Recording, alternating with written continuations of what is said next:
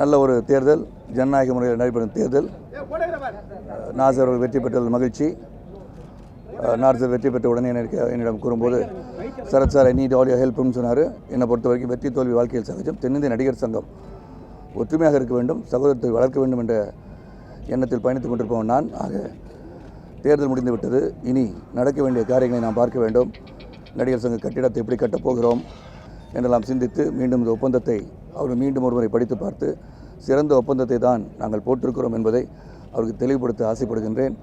அதன் பிறகு அவர்கள் இந்த ஒப்பந்தத்தை ரத்து செய்ய வேண்டும் என்று சொன்னால் அது ஏற்கனவே அவர்கள் சொன்னபடி பூச்சி முருகன் அவர்கள் அந்த வழக்கை வாபஸ் பெற வேண்டும். வாபஸ் பெற்ற பிறகு எஸ்பிஐ சினிமாஸுடன் பேச்சுவார்த்தை நடத்த வேண்டும். அதற்கு நான் ஒத்துழைக்கிறேன் என்று சொல்கின்றேன். வெற்றி பெற்ற அனைவருக்கும், விஷாலர்கள் வெற்றி பெற்றிருக்கிறார்கள் என்று சொன்னார்கள், பொருளாளரும் வெற்றி பெற்றிருக்கிறார்கள் என்று சொன்னார்கள். அனைவருக்கும் அந்த டீமுக்கே என்னுடைய வாழ்த்துக்கள். தேர்தலுக்கு முன்பு காழ்ப்புணர்ச்சி இருந்திருக்கிறது.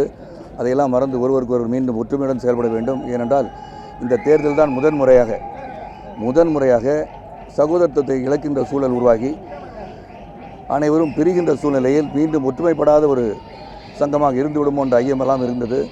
ஆக என்னை பொறுத்தவரை நாசர் அவர்கள் வாழ்த்து தெரிவிக்கும் போது, நாசர் அவர்கள் உங்களுடைய உதவி எனக்கு தேவை, நீங்கள் என்னுடன் பயணித்து இந்த சங்கத்தை சிறப்பாக மேலும் நடப்பதற்கு உதவ வேண்டும் என்று சொன்னார். நிச்சயமாக என்னை பொறுத்தவரை நான் கலை குடும்பத்தில் என் பயணம் நடிகனாக தான் என் பயணம். வாழ்க்கையிலே ஒரு நடிகனாக உலகிற்கு தெரிந்த என்னை இந்த கட்டிடத்தை முடித்துவிட்டு செல்ல வேண்டும் என்ற என்னை இந்த தேர்தலில் நிற்க வேண்டாம் என்று இருந்திருந்தாலும் அனைவரையும் நான் அரவணைத்து செல்கின்ற ஒரு தலைவனாக இருக்கும்போது சிறந்த முறையிலே ஒரு ஒப்பந்தம் போடப்பட்டிருக்கிறது. அந்த ஒப்பந்தத்தை நிறைவேற்றும் என்ற ஒரே கொள்கையுடன் அமர்ந்திருந்தேன்.